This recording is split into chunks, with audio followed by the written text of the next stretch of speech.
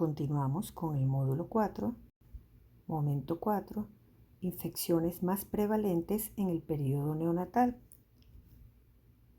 La sepsis neonatal en la población infantil se ha definido como la presencia de trastornos en la regulación de la temperatura, hipertermia o hipotermia, la presencia de taquicardia, aunque en hipotermia es difícil tener taquicardia, y al menos una de las siguientes funciones orgánicas alteradas, como son la alteración del estado mental, hipoxemia, incremento de los niveles de lactato sérico y el pulso filiforme. Sin embargo, el diagnóstico definitivo lo realiza el gold estándar, que es a través del cultivo o la reacción de cadena polimerasa que determinan el germen que se encuentra causando la sepsis. Sin embargo, existen pruebas de laboratorio que permiten hacer el diagnóstico de sepsis, y así la hematología completa y las pruebas de biomarcadores de infección también pueden ser útiles. En la hematología completa nos puede ayudar la presencia de leucocitosis, pero especialmente leucopenias menores de 5.000 leucocitos por milímetro cúbico, la presencia de neutrofilia y especialmente la presencia de neutropenia menor de 2.000 neutrófilos por milímetro cúbico, el aumento del contagio de células blancas inmaduras, la relación bandas segmentadas mayor de 0,2 o la relación de formas inmaduras a formas totales de los neutrófilos mayor a 0,16 en las primeras 24 horas o mayor de 0,12 en el primer mes. El biomarcador más utilizado es la proteína C reactiva, cuyo valor mayor de 1 miligramo por decilitro, idealmente realizada cada 24 horas, va a ser un gran aliado para el diagnóstico de sepsis. Igualmente, la realización de la punción lumbar nos va a ayudar a descartar las infecciones del sistema nervioso central asociados a la sepsis neonatal, ya que se considera que un 25% de los neonatos sépticos pueden hacer una infección del sistema nervioso central, especialmente en la sepsis tardía, que es después de las primeras 72 horas de vida. Se considera un líquido cefalorraquídeo normal cuando tiene menos de 10 células por milímetro cúbico y en prematuros menos de 20 células por milímetro cúbico, menos de 100 miligramos por decilitro de proteínas y una concentración de glucosa del 70 al 80% de la glicemia, sobre todo si se realiza en forma oportuna la determinación de la misma. El tratamiento con antibióticos va dirigido a los gérmenes más habituales dependiendo del origen de la infección y también de los días de vida. Así, en las primeras 72 horas de vida, donde es más frecuente la presencia de los gram negativos y del estreptococo del grupo B, deben ser cubiertos ambos grupos en forma empírica hasta determinar cuál es el agente causal. Y por esa razón, se debe empezar con una penicilina, que puede ser penicilina cristalina y ampicilina o ampicilina, más un aminoglicósido.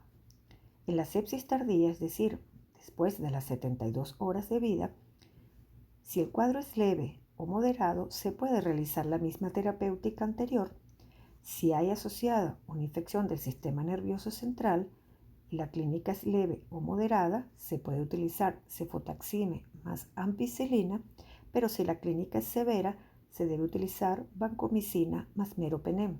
Y si hay oncefalitis, cambiar las penicilinas hacia una oxacilina más aminoglicósido. En caso de enfermedad severa que comprometa la vida del niño, se debe iniciar con vancomicina más meropenem más un aminoglicósido. Esta terapia empírica rápidamente va a ser sustituida al determinar el agente causal, de tal manera que se retiran los antibióticos que no cubren al agente causal. Si hay incapacidad de iniciar el tratamiento endovenoso, se recomienda el inicio de amoxicilina a 50 miligramos por kilo cada 12 horas por vía oral, más un aminoglicósido de 5 a 7,5 miligramos por kilo día por vía intramuscular, y derivar a otro centro donde se pueda iniciar la administración endovenosa de antibióticos. En el caso del neonato asintomático con sospecha de sepsis, es difícil tomar la decisión de iniciar o no antibióticos y se puede incurrir en el uso excesivo de los mismos con sus consiguientes malas consecuencias, como son la resistencia bacteriana, la toxicidad, el cambio de la microbiota, etc. Entonces, en presencia de coriamnionitis, se recomienda en un neonato asintomático realizar hemocultivo al nacer, realizar hematología completa y PCR después de las 6 a 12 horas de vida, ya que no se deben realizar hematologías ni biomarcadores antes de las 6 horas de vida, e iniciar antibióticos en forma de penicilina y un aminoglicósido.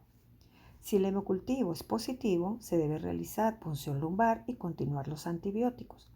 Si el hemocultivo es negativo o el recién nacido está bien, pero con el laboratorio anormal, se debe realizar la punción lumbar y continuar antibiótico.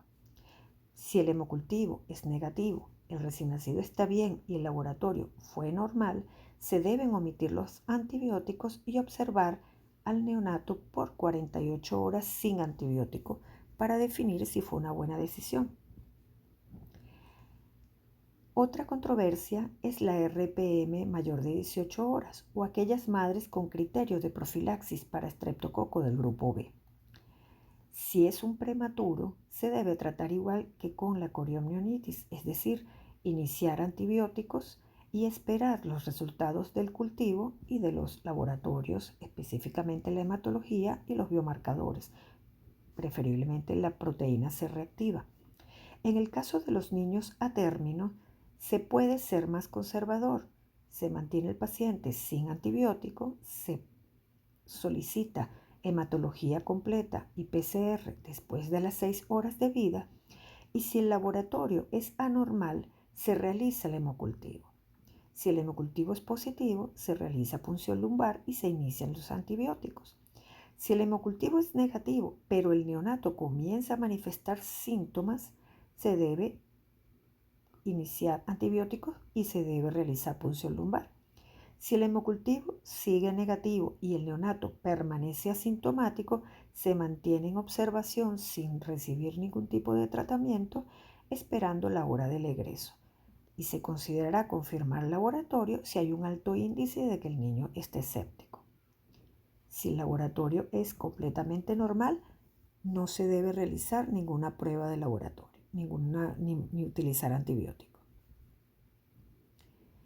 La sífilis congénita es una entidad causada por el treponema pallidum y se considera una enfermedad de transmisión sexual que hace muy vulnerable al neonato, ya que no solamente aumenta la posibilidad de aborto y de mortinato, sino que también puede llegar a ser teratogénica.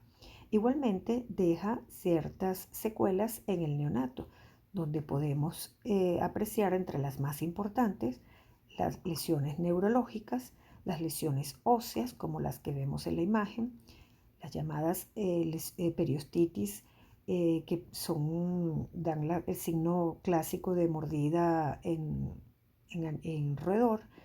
También podemos ver en los neonatos hepatoesplenomegalia.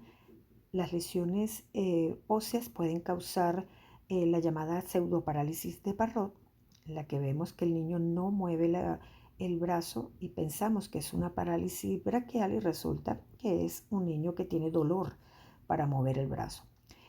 Otras de las manifestaciones clínicas bien evidentes son las lesiones en piel, bien sea las lesiones en color mora o en color parduzco. También podemos ver lesiones blanquecinas, podemos ver el pénfigo palmoplantar, que es la descamación gruesa que vemos en la imagen, y la rinorrea espesa mucoide, que es persistente y obstruye las fosas nasales.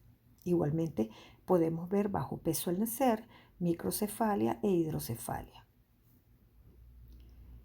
En una madre con BDRL positivo se debe confirmar la presencia de sífilis con el FTA, ya que el FTA absorbido es el confirmador de que se encuentra contagiada por sífilis.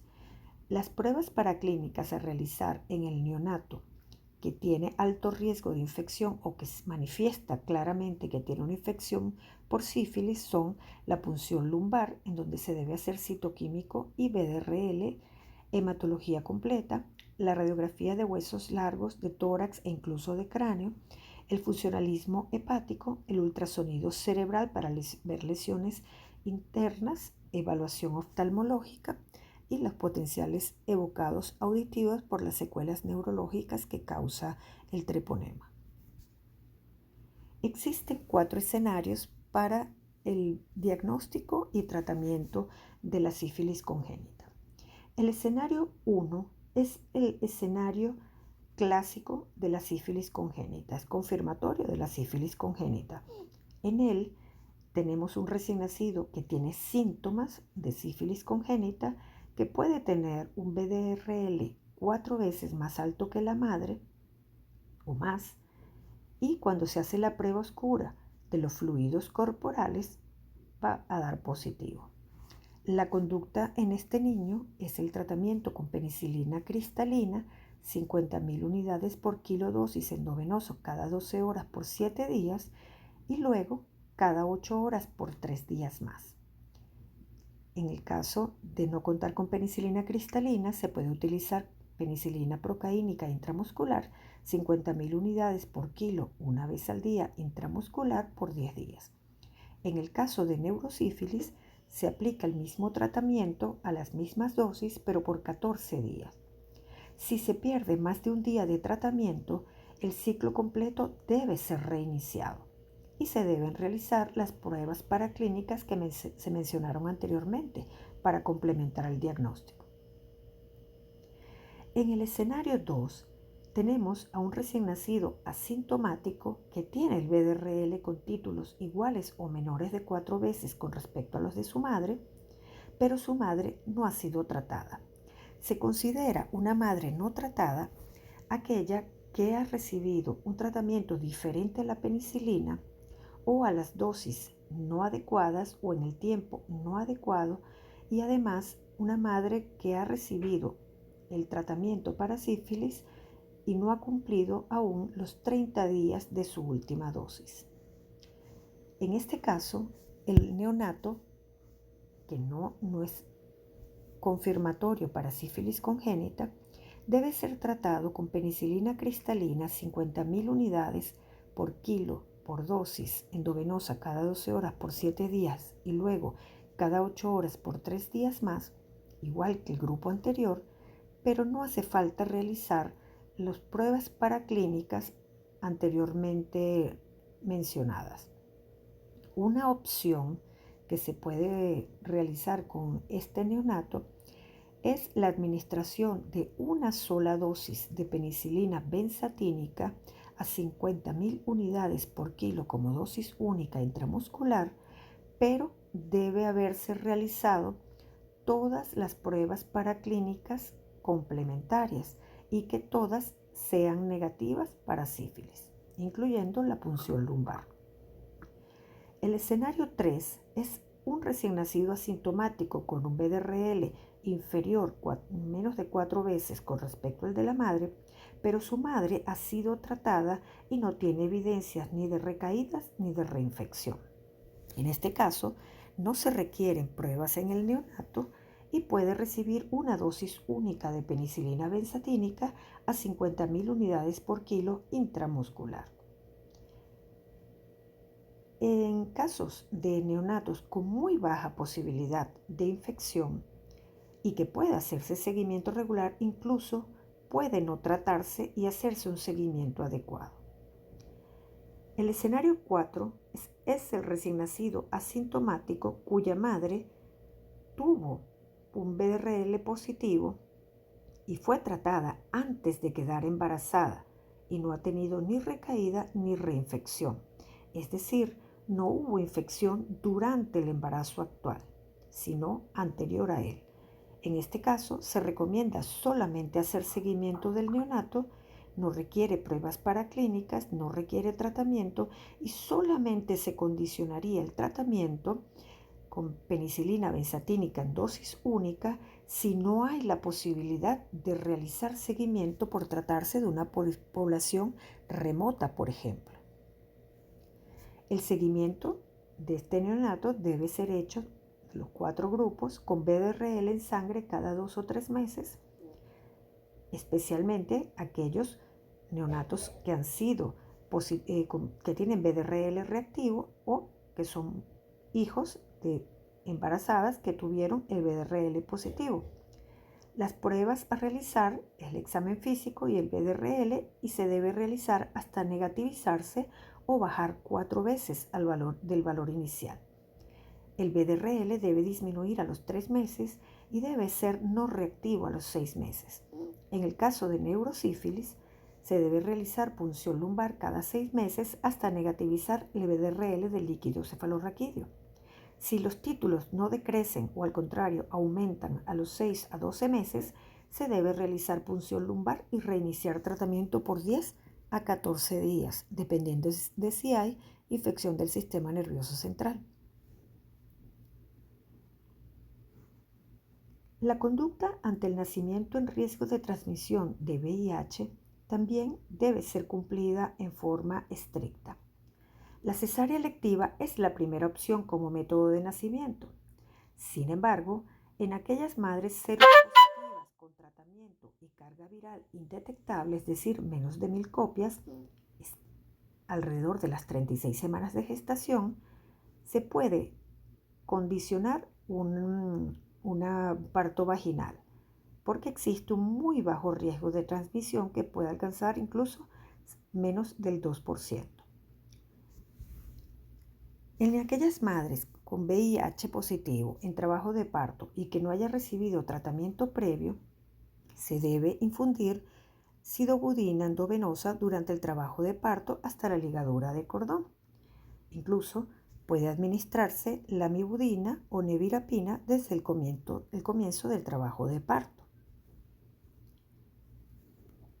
La conducta ante el neonato es bastante similar al de la madre. En aquellos neonatos cuya madre fue tratada durante el embarazo, se administra sidobudina cada 12 horas o cada 6 horas entre las 6 a 12 horas de vida por 6 semanas. Si se contraindica la vía oral, se puede utilizar la sidobudina endovenosa. En aquellos niños cuya madre no fue tratada durante el embarazo o periparto, igualmente se debe iniciar 2 estrategias que son recomendadas: o utilizar sidobudina cada 6 o cada 12 horas por 6 semanas, más nevirapina al nacimiento y a las 72 horas, pudiendo ser una sola dosis si la madre lo recibió la nevirapina periparto, o utilizar una estrategia que ha sido más eficiente, que es la combinación de sidobudina más lamivudina durante 6 semanas y nevirapina durante 2 semanas. Es decir, las 2 primeras semanas tendrían 3 antirretrovirales y posteriormente tendrían 2 semanas más con sidobudina y lamivudina solamente. La sidobudina en el neonato se administra una dosis de 4 miligramos por kilo dosis cada 6 o cada 12 horas y se puede utilizar en dosis endovenosa, tratando de pasar a la vía oral lo más rápido posible en lo que lo permita. En el prematuro, la dosis es un poco inferior, 2 miligramos por kilo dosis cada 12 horas, y cumplidas las 2 semanas de vida se administra cada 8 horas. Y en el prematuro muy pequeño, el menor de 30 semanas, 2 miligramos por kilo dosis cada 12 horas, y cumplidas las 4 semanas de vida se administra cada 8 horas. Igualmente, la lamivudina y la nevirapina tienen una dosis de 2 miligramos por kilo. Si no se dispone de lamivudina y de nevirapina, se debe garantizar al menos recibir las 6 semanas de sidobudina.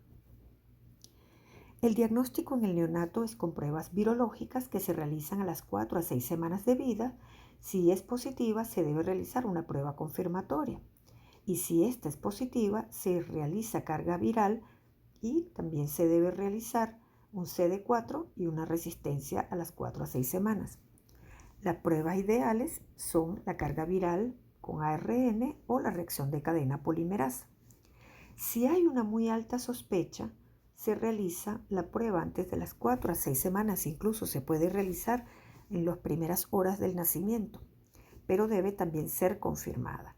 Una prueba positiva confirmatoria debe ser seguida de carga viral CD4 y resistencia a los antirretrovirales. Debe iniciarse el tratamiento en todo niño menor de 1 año con prueba positiva. Y además, a las 4 a 6 semanas se debe iniciar la profilaxis contra el neumocistis jirovecii con trimetoprim-sulfametoxazol. No se recomienda alimentar con leche de la propia madre y si recibe lactancia de su propia madre, esta debe ser interrumpida a los 6 meses, no se debe administrar alimentación mixta y la madre debe cumplir tratamiento antirretroviral hasta culminar la lactancia. Si hay una prueba negativa y el neonato ha recibido lactancia materna, debe realizarse prueba control virológica a las 6 semanas de suspender la lactancia materna. El niño infectado por VIH no debe ser vacunado con BCG. Por eso, esta vacuna debe ser retrasada hasta descartar que el niño sea infectado.